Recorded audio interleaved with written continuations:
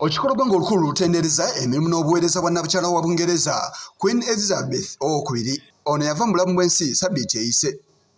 Bano bategeeza ng'ono bw'abadde ow'enjawulo mu buweereza bwe bw'amazeeko emyaka 7. Ekiteeso ky'okusiima emirimu gya Nnabakyala wa Bungereza kireeteddwa Ssaabaminisita wa Uganda Robert Nabbanja mu kikolwa ng'olukulu ng'ono ategeezezza nti omugenzi abadde mukulembeze wa ntomo era ow'enjawulo nga n'olwekyo baba tebasobola kumulekerera.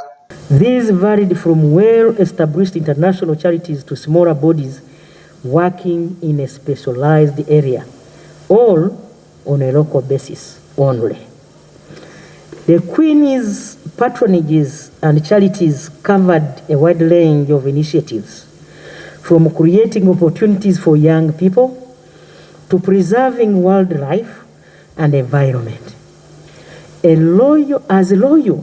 As a loyal patron or president, Her Majesty provided vital publicity for the work of these organizations and allowed their enormous contribution to society to be recognized.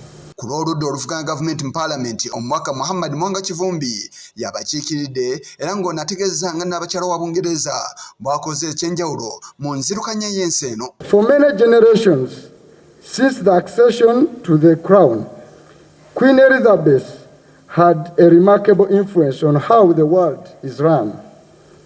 No more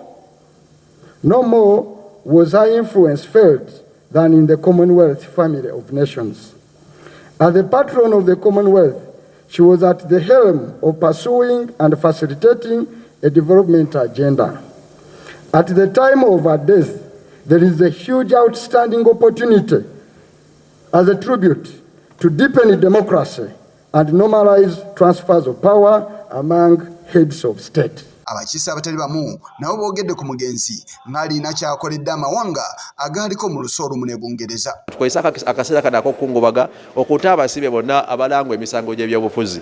Tulina abasibe abali ku poliisi nga beetaaga poliisi bond, kakalu ka poliisi. Tulina abasibe abali mu kkomera nga Honorable Sewanyana, Honorable Seginnya n'abalala bangi ng'emisango gyabwe gya byabufuzi bakkirizibwa okweyimirirwa ku kakalu ka kkooti.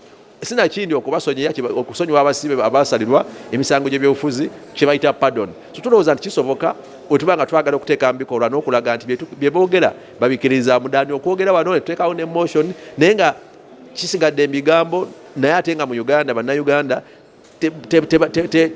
tebafunye egimu ku migaso egyo. Give us actually where we are now, we can't really fail to talk about, because in the chambers we are occupying now, Right Honorable Speaker, these are the few fruits and a lot of men that we shall always remember Queen Elizabeth. Having led Commonwealth for a period of 70 years, it always reminds us that age is always not a measure of performance. Aba naddala Foreign Affairs Ministry ne Trade. Tulabe nti twongerako enkolagana ne Bungereza nga tuyita mu okusuubulagana wakati wa Uganda ne Bungereza kutono nnyo bw'otunuulira tugeze ng'ekirime eky'emmwanyi. Omumyuka w'omukulisa w'ekikolwa ng'olukulu Thomas Tayibwa naye tasigadde ku nsonga eno. I urge all of you honorable colleagues to learn from the distinguished service and exemplary leadership of Her Majesty Queen Elizabeth II. Honorable members, the court leadership is a call to unite, it's a call to grow and inspire the people under your charge. Let us honor her memory and legacy by contributing to the Commonwealth and indeed Uganda to ensure that we leave it better than we found it. As a House, we also take this opportunity to congratulate the successor, King Charles III. Nnabakyala wa Bungereza wakuziikibwa Ssabbiiti ejja era ng'akadde kano omulambo gwe guli mu kutambuzibwa okwetooloola Bungereza n'amatwale gabadde afuga agatali gamu. Mutabani we Charles ye mukulembeze ow'ennono aliko kati era nga King Charles III. Kigongo ku lwa Channel 44 oluggulo.